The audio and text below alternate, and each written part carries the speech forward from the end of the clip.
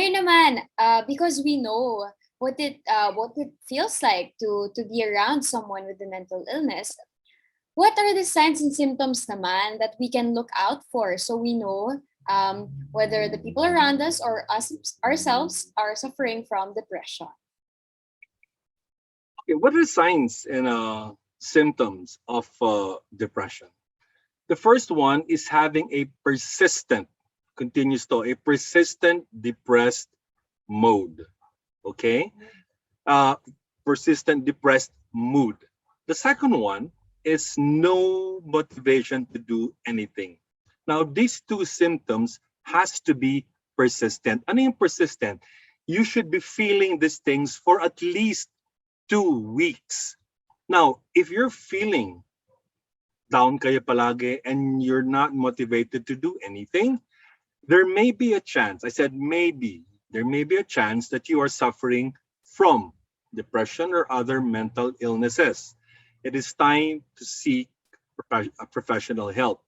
The exception to this, yung persistent depressed mood for 2 weeks, the exception to this is grieving for the loss of someone. Because when you grieve for the loss of someone, this can go on for months. Some people, they can grieve for the several months without entering a state of depression. But there are some, they may enter a state of depression, then it's time to seek professional help. Ngayon, akibat ng dalawang simptomas na to ay no drive to do daily activities. In my case, ito yung routine ko. I wake up in the morning, I do breathing exercises for about 20 minutes. I meditate for about 30 minutes. And then I take, I call it the SSS, shit, shower, and shave. I do this in the, I do this in the morning, and then I have breakfast and take several cups of coffees in order to start my day. When I'm under a depressive episode, all I want to do is lie in bed, and at times what I do, I lie in bed in the fetal position under a blanket. That's all I want to do. Daily activities, nothing. I know I have a lot of friends. They don't take a bath for what? I know somebody 2 months, hindi naligo. Babae pa yon. No brushing teeth, no nothing. That's part of it. The next one is inability to feel pleasure. If there are some things that used to make you feel good, like listening to, let's say, relaxing music or upbeat music, or working out makes you feel good, or being with your pet makes you feel good. When you experience or when you have these things, you don't feel anything at all. You have no emotions. I happen to enjoy doing talks. I love doing talks. I love sharing. But just 4 months ago, no, just 4 weeks ago, I was still under a depressive episode. I'm still trying to get out of it. I did this talk, and sadly, I had no emotion doing it. And parang nalungkot ako because this can be a very emotional talk. But I didn't feel anything. I felt so empty. When I visited my psychiatrist a few days ago, kunento ko yun. I was really undergoing an episode. I haven't gotten out of it. And no emotion at all. Parang zombie. The next one is having an eating disorder. This can happen in two ways. The first one is you have no appetite at all. That was how I felt. I had to force myself to eat. And kung pwede lang, I would like to ask my doctor, sana lagyan niyo ako ng IV drip, yung suero, dextrose. Give me an IV drip, let me stay in bed, don't bother me. I really have no appetite, just force feed me that way. But there are some people naman, grabe naman yung kain nila. Yung mga parang patay gutom, as they call that. You have a 5-course meal, soup, salad, main course, dessert, coffee, tea. And afterwards, kakain pa yan. If they're watching TV, they can probably, like minsan some people, di ba, kakain in front of the TV, popcorn. Yung mga iba, isang supot ng pandesal, kinakain nila, ginagawang popcorn yan, kain, kain, kain. Tendency, of course, is to gain weight. Another symptom is having a sleep disorder. Sleep disorder, dalawa rin yan. You heard about insomnia. where a person, they can't sleep. Kuminsan, it's already 3, 4, 5 in the morning, hindi pa rin makatulog. There are some naman, they sleep, let's say from 10 o'clock till 12, 2 hours. And afterwards, they wake up, hindi na makatulog yan. That will go through. And there are some people naman, it's called hypersomnia, where ito naman yung takaw tulog. They go way beyond the 8 hours of sleep, 8, 9, 10, 11, 12. They probably wake up for a while, probably grab a snack, and go back to sleep. Kaya pinagkakamalan, madami sa amin na sinasabi, grabe naman, ang tamad niyan, tulog ng tulog lang yan. Not knowing, hindi nila maunawaan na isang simptomas pala to ng depression. The next one is fatigue or loss of energy. Yung tipong paggising mo sa umaga, lobat ka na kaagad. When we sleep, we don't sleep to rest and recharge. More often than not, we sleep to escape the pain na pinagdadaanan namin. There is a certain kind of pain that we feel. It is hard to describe. It is parang you're empty pero ang bigat ng feeling. And it's just different. It's hard to describe pero masakit. So when we sleep and then we wake up, masama loob namin. Bakit? It's like because we have to face another day of this pain, of this suffering, of this agony. And nobody wants to go through that. But that's how we feel when we wake up. And then not only that, wala kaming energy. And to go to daily things, wala. And another thing with this, let's say, look at this picture. No? Similar, this happened to me. I was trying to reach for a glass of water. It took me literally 1 hour to reach for that glass. Nasa lamesa lang ako. And it took me 1 hour to reach for that glass of water. Not because I didn't want to, it's because I couldn't. My brain didn't want to cooperate with the rest of my body. There was a time I had to sign some checks because of the business I could still sign. It took me 3 days to sign those checks. Ang dali lang dapat nun. Abutin yung cheque, kunin yung ballpen, pirma. But it took 3 days. It took a lot of effort to do it.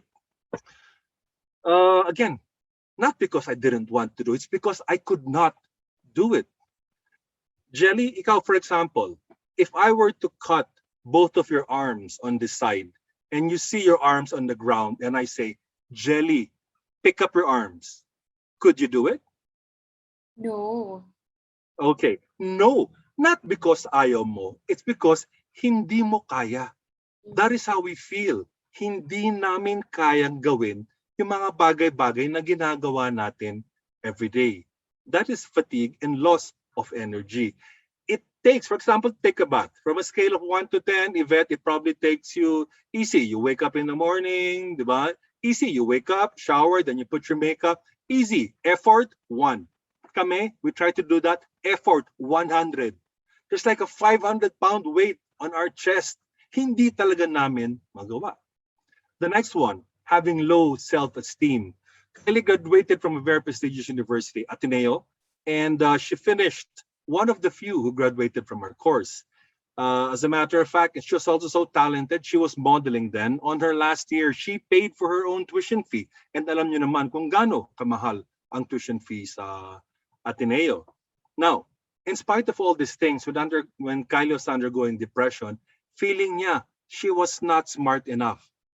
She felt that she had no talent in spite of the fact that she was a very successful model. She felt that she was not pretty. Not only not pretty, she felt that she was ugly and she was not deserving of love. So lahat ng thoughts mo tungkol sa sarili mo is always negative.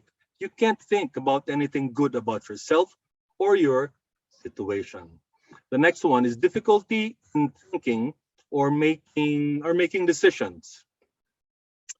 This happened with Kylie also. I was with her. She was depressed, and she goes, "Dad, I'm gonna use nail polish. I'll put nail polish. Should I use the blue one or the green one?"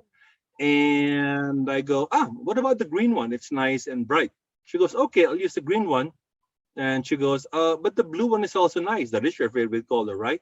I go, "Yeah. Maybe I'll use the blue." Yeah, but you're right. Green is nice and bright.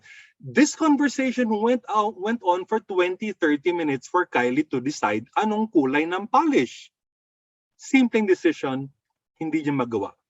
Actually, some girls who I talked to, they said, Manong Ari, ganyan talaga kami, maski wala kami in depression. Mahirap mag-decide kung anong polish. I don't know if that's true. But that's what happened to Kylie. The next one, ito, importante to. Who of you here are parents or may inalagaan na pamangkin or may mga pinsan, kapatid na bata pa or in their early teens? Can you please type ako if you do have children, if you do have loved ones, pamangkin, pinsan, kapatid who are children or in their early teens? Can I see the chat button? We have ako, okay, from Nikki, Anna, Lizette. Who else here have children? The rest? Deny, wala akong anak, pero meron. Somebody has, 18 years old. Okay, Tito Ega is an 18-year-old. Who else pa? Children. Yvette, Jelly, do you have anybody? Pamangkin, pinsan? I didn't say children. Okay, sige, deny nyo. Pamangkin, pinsan, meron ba? Ako manong wala pa. Wala pa si Yvette. Si Sunny Magno, gagawa pa lang. Sunny, good luck. I hope you are blessed with twice as much children as I have. I have 5, so I hope you get 10 children, Sunny. Good luck. Mga pamangkin, grandniece also. Okay. So, this is very important. Thoughts of death. This is when you feel like perhaps the world is better off na wala ako because I'm useless. Wala na akong pakinabang. These are thoughts of death. Suicide ideations. Suicide ideations is when you actually start planning how you intend to take your life. Take note, I use the word take your life. I do not say commit suicide. This is in respect to the mental health community. Ayaw nilang marinig yung word na commit suicide. They say take their life by suicide. For me, it's okay, but in respect for the others. Now, okay, Chloe, can you black this thing out na lang? Just leave a black background and just focus on me na lang. Why is it so important sa akin itong mensahe na to? Pre-pandemic, when we were doing our talks, with us was Sheila Suntay. You can Google this full story. Sheila Suntay is the wife of Congressman Suntay. I believe he is congressman in Quezon City for the 8th district. Now, they had a son, Renzo. Renzo was in his teens. He was good looking. He obviously had money, cars, and he was very talented. He was a member of the Olympic team, Taekwondo team, and he was also a member of skeet shooting, shotgun. Now, one day, Sheila was out and she received a call from the Yaya. Yaya goes, Ma'am, uwi na kayo. Ngayon na uwi na kayo. Si Renzo. Sheila felt that something was wrong. And the first question na tinanong ni Sheila was, humihinga pa ba si Renzo? Yaya goes, Ma'am, basta uwi na kayo. So Sheila runs home. As soon as Sheila gets home, she's accompanied to the bathroom by Yaya, and Sheila sees her son Renzo sprawled on the ground. Renzo took the shotgun, stuck it in his mouth, and pulled the trigger. Sheila couldn't even recognize Renzo with the way he looked like. Now, Sheila felt bad. Bakit? Kasi hindi niya alam ang issue ng depression. She didn't know the signs and symptoms.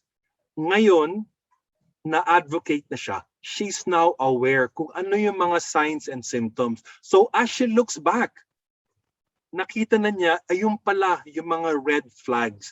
The symptoms that I was talking about, some of this nakita niya kay Renzo, pero pinaliwala niya. Kasi hindi niya alam na ito na pala yung mga signs and symptoms ng depression. And if she knew, suicide is preventable. You can prevent suicide. The thing about this is that yung barkada ni Renzo, alam na meron siya depression. Kasi sinabi Renzo sa kanya. Madalas hindi sinasabi ng mga anak natin, mga kapatid, mga pamangkin sa atin kung na may pinagdadaanan sila. So another tip, aside from know the signs and symptoms, is that kilalanin niyo yung mga barkada ng mga anak niyo. Get to talk to them. Get to know them. And sa mga may barkada, pag yung mga kasama niyo sa barkada may pinagdadaanan, please sabihin niyo sa mga magulang nila so they can do something about it. When Renzo took his life, all of his friends had to undergo psychological treatment. Why? Kasi nagsisisi sila. Alam nila that if they told Sheila, if they told the congressman, si Congressman Bong, that something was wrong with Renzo, then they could have done something. Pero hindi nila sinabi. So they're now living with guilt. Like I said, suicide is preventable. I know that firsthand. Parang ganito yung buhay of somebody who's undergoing thoughts or suicide ideations. Ito rin parang buhay nila. And as they go through it, there is a red line. Okay? Now, before that red line, this is when you can talk to the person. This is when the person is still sane, when he is still coherent, and he is still logical. Dito nyo sila makakausap. Dito nyo binabantayan. Dito nyo sinasabi na pwede, dito kami para tulungan ka. Ngayon, when they cross, pag tumawid na yan sa red line, the person is no longer coherent, the person is no longer logical. They would probably say, this is the only way to fix my problem.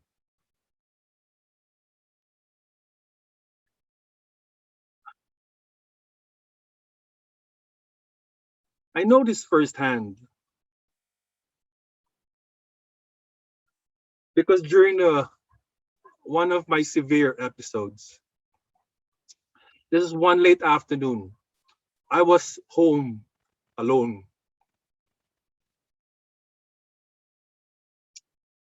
My wife was in the university. My other children were all in school. And with me, the only one with me in bed, normally yung kasama ko kasi he was still young, was Yuri.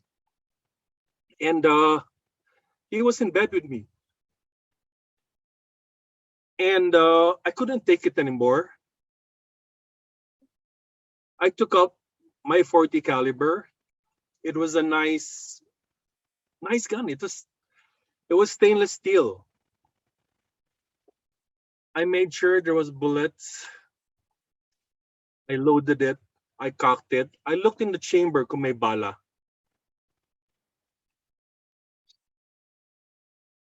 And then I stuck it in my head. As I was pulling the trigger, something flashed in my mind. Pag pumutok to, magigising si Yuri na sa tabi ko. He was asleep. He was then about 5 years old. Pag pumutok to, magigising si Yuri. And he would see his dad on the floor, his brains splattered all over, duguan. And I thought to myself, is this the last memory na gusto ko maalala ni Yuri? I love all my kids. And I said, hindi ko to gusto para kay Yuri. I let go the trigger and put it down. When somebody crosses that red line, Like I said, they are not coherent, they are not logical. Some people may say, Manong Ari, bakit? Ba't mo inisip or gagawin yun? You have 5 beautiful children. You have a good future. Your businesses are successful. And you have a loving wife who cares about you. Why would you do that? Sa kanila, why? Sa amin, in our minds, it's why not? This seems to be the solution kasi madami kami pinagdadaan, masakit na, mabigat na. The pain that we feel, like I said, is heavy. Ang feeling ko, parang nakabalot ako sa kumot ng kalungkutan. And it's like I'm bobbing in the middle of the ocean and it's dark and everything is hopeless. And very often we take our life not because we want to take our life, but we can't take the pain anymore. Everybody has a breaking point. It comes to the point na hindi na namin kaya. That's why we go through it. Pag tumawid kami sa red line na yan, it is only through the grace of God that we survive. And I have talked to other people who have tried to take their lives. We had one thing in common pala. At the last second, you will think of a loved one. In my case, it was Yuri. You guys probably know Gav Valenciano or Gary Valenciano. Gav Valenciano is his son. He also joins us during talks. And Gab attempted three times to take his life. On one of his attempts, he already downed all the pills. But as soon as he downed the pills, he thought of his dad. He calls up the dad right away. Dad, I overdosed on my pills. Please pick me up. Immediately, Gary runs home, picks up his son, rushed to the hospital. They had to pump his stomach, and of course, he's 5 days under suicide watch. I had a very close friend, older than me. Twice he tried to hang himself. I asked him, on the last second na nakalambitin ka na, what was on your mind? And he goes, I thought of my youngest son. So that's it, you know? By the way, this is Yuri, the picture that you see. This is Yuri, my youngest son. He was 5 years old then. Were it not for him, hindi ako yung speaker nyo. Sa bagay, ako naman yung speaker na hindi nyo pinili. You could have had somebody else, but I wouldn't have been your speaker. So take note to the parents, to those who have yung mga pamangkin. Watch out for the signs and symptoms. If you see that they have these signs and symptoms, please seek help from a mental health professional. Suicide is preventable. You can do something about it. I've attended one too many funerals of people who have taken their lives. And the parents always regret and feel guilty that they didn't take their children take them seriously. When your children say, they probably won't say, gusto ko magpakamatay, I want to commit suicide, but you will hear words like, hindi ko na kaya, pagod na ako, gusto ko na umalis. Listen to these words. This is not a call for attention. This is a desperate cry for help. Take it seriously.